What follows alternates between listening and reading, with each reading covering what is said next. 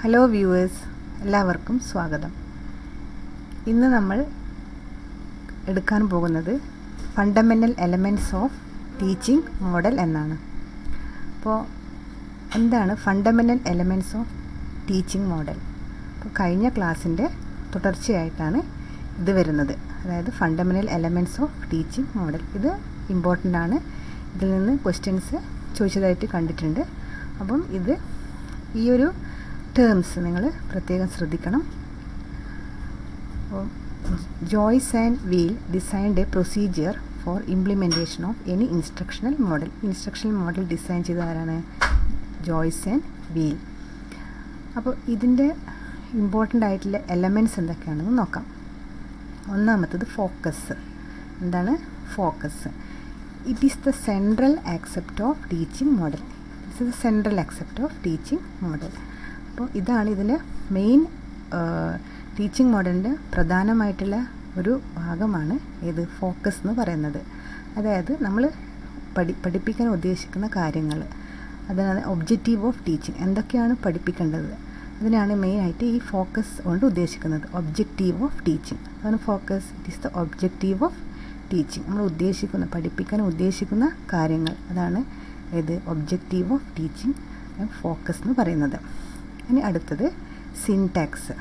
Syntax എന്ന് പറയുമ്പോൾ model in action എന്ന് പറയാം. Model in action and it consist of sequence of steps. ഇതിന് ഒരുപാട് സ്റ്റെപ്സ് ഉണ്ട്. അത് നിങ്ങൾ പഠിച്ചിട്ടുണ്ടാവുമെന്ന് കരുതുന്നു. അപ്പോൾ അതൊന്ന് നോക്കാം. ആദ്യത്തെ ഫേസ് എന്താണ്? സിൻടാക്സിൻ്റെ ഫസ്റ്റ് ഫേസ് എന്ന് പറയുന്നത് presentation of data and identification of the concept. എന്താണ് presentation of data and identification of the concept. അപ്പോൾ ഈ ഒരു കേസിൽ എന്താ ചെയ്യുന്നത്? ടീച്ചർ ആ കൺസെപ്റ്റിന് അനുസരിച്ചിട്ട് ടീച്ചർ എന്ത് ചെയ്യും? കുറേ ലേബിൾഡ് എക്സാമ്പിൾസ് കൊടുക്കും. അപ്പോൾ സ്റ്റുഡൻസ് എന്ത് ചെയ്യും? It compare attributes in positive and negative examples. അപ്പോൾ കമ്പയർ ചെയ്യും. പോസിറ്റീവ് നമുക്ക് വേണ്ടുന്ന എക്സാമ്പിൾസ് എടുക്കുകയും അതുപോലെ തന്നെ ഇതിനനുസരിച്ചിട്ടുള്ള എക്സാമ്പിൾസ് എടുക്കുകയും വേണ്ടാത്തത് നമ്മൾ എന്ത് ചെയ്യും? റിജക്റ്റ് ചെയ്യാനുള്ള ഒരു കപ്പാസിറ്റി സ്റ്റുഡൻസിന് ഡെവലപ്പ് ചെയ്യും.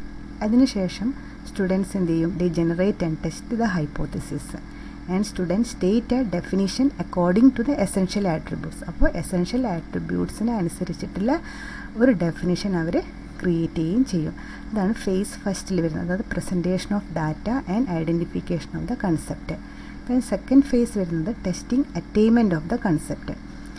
ഇവിടെ എന്താണ് നടക്കുന്നത്? Students identify additional unlabelled examples. അപ്പോൾ ടീച്ചർ കൊടുത്ത ലേബിൾഡ് എക്സാമ്പിൾസും അൺലേബിൾഡ് എക്സാമ്പിൾസും ഉണ്ടാവും അല്ലേ? അപ്പോൾ ഇതിൽ നിന്ന് അൺലേബിൾഡ് എക്സാമ്പിൾസിനെ സ്റ്റുഡൻസ് ഐഡൻറ്റിഫൈ ചെയ്യും. അത് എസ് ഓർ നോ, അതായത് ഇതുമായിട്ട് ബന്ധപ്പെട്ടിട്ടാണെങ്കിൽ എസ് എന്ന് പറയുകയും അല്ലെങ്കിൽ നോ എന്ന് പറയാനുള്ളൊരു ക്ലാരിഫിക്കേഷനിൽ സ്റ്റുഡൻസ് എത്തുകയും ചെയ്യും. അപ്പോൾ teacher confirms hypothesis, names concept and restates definition according to the essential attributes. അപ്പോൾ ടീച്ചർ എന്ത് ചെയ്യും? ടീച്ചർ ഈ എസെൻഷ്യൽ ആട്രിബ്യൂട്ട്സിനനുസരിച്ചിട്ട് ഡെഫിനിഷൻസും അതുപോലെ തന്നെ കൺസെപ്റ്റും ഹൈപ്പോത്തിസിസും കൺഫേം ചെയ്യും. പിന്നെ എന്ത് ചെയ്യും? Students generate examples. Then next face എന്ന് പറയുന്നത് അനാലിസിസ് ഓഫ് തിങ്കിങ് സ്ട്രാറ്റജീസ് ആണ്. അപ്പോൾ ഇവിടെ എന്ത് ചെയ്യും? Students describe thoughts, students discuss role of hypothesis and attributes, students discuss type and number of hypothesis. അപ്പോൾ based on the positive examples students describes their thought, student discuss the role and discuss type and number of hypothesis. അപ്പോൾ ഇതൊക്കെയാണ് സിൻടാക്സിൻ്റെ faces എന്ന് പറയുന്നത്. ഇതൊന്നും ഇത്ര പഠിക്കേണ്ട ആവശ്യമില്ല. Just നിങ്ങൾ ആ ഫേസസ് ഒന്ന് മനസ്സിലാക്കണം. അതായത് presentation of data and identification of the concept, phase second testing attainment of the concept, phase third analysis of thinking strategies. ഇത് ഡെവലപ്പ് ചെയ്തത് ജെറോം ബ്രൂണർ. മെയിനായിട്ടുള്ളത് Jerome S Bruner and Bruce Joyce, Jerome S Bruner. Okay. അപ്പോൾ next ഇവിടെ വരുന്നത് syntax നമ്മൾ കണ്ടു. Then next is the social system. Social system. എന്താണ് social system? It's the relationship between student and the teacher. The relationship between student and the teacher. അതാണ് social system എന്നതുകൊണ്ട് ഉദ്ദേശിക്കുന്നത്. Next principle of reaction. ഇവിടെ എന്താണ് ചെയ്യുന്നത്? ഇവിടെ reaction of the teacher to the students response. സ്റ്റുഡൻസിൻ്റെ റെസ്പോൺസിനനുസരിച്ചിട്ട് teacher react ചെയ്യും. Reaction of the teacher to the students' response. By this, teacher tune into the student and select an appropriate response to what the student does. അപ്പോൾ teacher എല്ലാ സ്റ്റുഡൻസിൻ്റെ response കേട്ടതിന് ശേഷം appropriate ആയിട്ടുള്ള റെസ്പോൺസിന് എന്ത് ചെയ്യും? അത് വെച്ചിട്ട് ടീച്ചർ ഡിസ്കസ് ചെയ്യും. അപ്പം ഇവിടെ പ്രിൻസിപ്പിൾ ഓഫ് റിയാക്ഷൻ എന്ന് പറയുന്നത് ടീച്ചറുടെ റിയാക്ഷനാണ് based on the students response. Okay. Then next വരുന്നത് സപ്പോർട്ട് സിസ്റ്റം. അതാണ് support system. It refers to additional requirement beyond usual capacities and technical facilities necessary to implement model. അതായത് നമ്മുടെ കയ്യിലുള്ള മോഡലിന് അപ്പുറത്ത് ഉള്ള അഡീഷണൽ റിക്വയർമെൻറ്റ്സിനെയാണ് എന്ത് പറയുന്നത്? സപ്പോർട്ട് സിസ്റ്റം എന്ന് പറയുന്നത്. ആപ്ലിക്കേഷൻ എന്ന് പറയുന്നത് എന്താണ്? Learner is able to apply the learned things in different situation.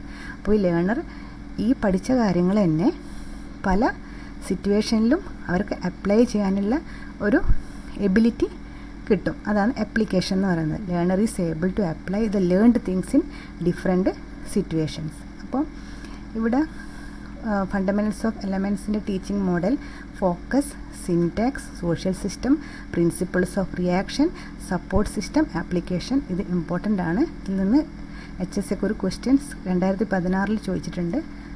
അതായത് which among the following describes the relationship between teacher and pupil in a classroom which follows concept attainment model. ഈ ഒരു question 2016 HSK ചോദിച്ചൊരു ക്വസ്റ്റ്യനാണ്. അപ്പോൾ ഇതിൻ്റെ ഉത്തരം ഏതായിരിക്കും? Syntax, social system, principle of reaction, support system. ഏതായിരിക്കും ഇത്? അതാണെന്ന് വെച്ചാൽ describes relationship between teacher and the pupil എന്ന്. Relationship between teacher and the pupil എന്ന് പറയുമ്പോൾ അതേതായിരിക്കും? സോഷ്യൽ സിസ്റ്റമായിരിക്കും. പ്രിൻസിപ്പിൾ ഓഫ് റിയാക്ഷൻ ആണെങ്കിലോ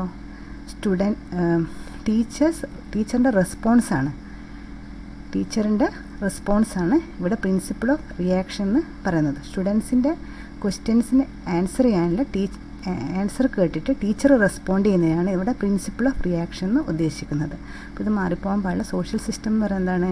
it's the relationship between teacher and people in a classroom. അടുത്തത് പഠിക്കാൻ പോകുന്നത് ഫസ്റ്റ് മോഡലാണ്.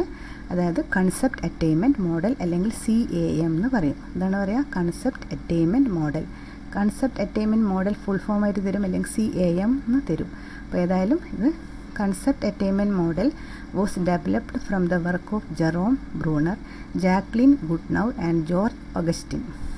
അപ്പോൾ ഈ കൺസെപ്റ്റ് അറ്റൈൻമെൻറ്റ് മോഡൽ ആരാ ഡെവലപ്പ് ചെയ്തത്? മെയിനായിട്ട് നമ്മൾ ജെറോമസ് ബ്രൂണറിനാണ് കേട്ടിട്ടുള്ളത്. അപ്പോൾ ജെറോമസ് Bruner, Jacqueline Goodnow and George Austin. Okay.